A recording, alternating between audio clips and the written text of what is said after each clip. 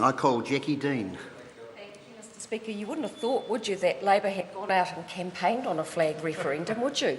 You wouldn't have thought that Labor had gone out and talked about consulting with the people of New Zealand through a flag referendum going into the next election. You wouldn't have thought that, would you?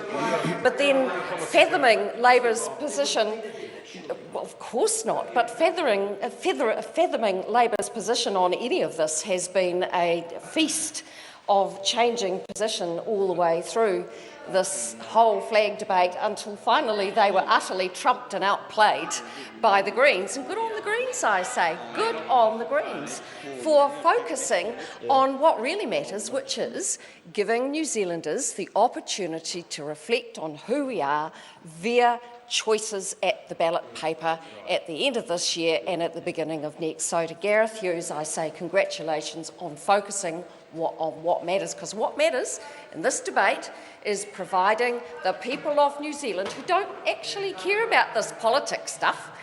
None of my constituents have contacted me in the last wee while saying, this is outrageous, this is a travesty, this is a schmozzle, which seems to have become the favourite word of the left just recently. No.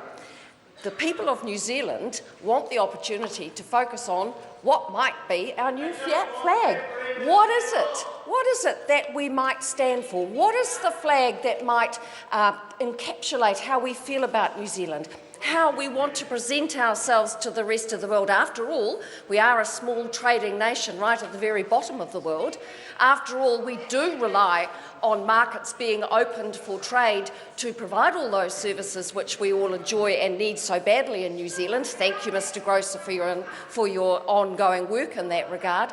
So New Zealanders have the opportunity to choose a flag which says who we are now. And thank you to the Greens for bringing in this amendment to enhance that process.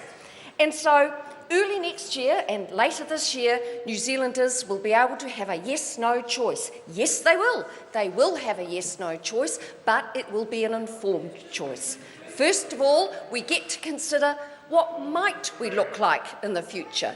And then, having done that, if it is the case that New Zealanders as a whole decide that yes, we do want to contemplate a change, then they will get a yes-no vote, which is what apparently we all want in this House, but it will be an informed choice. And this is a good bill, Mr Speaker, and I commend it to the House. Call Joan O'Naylor.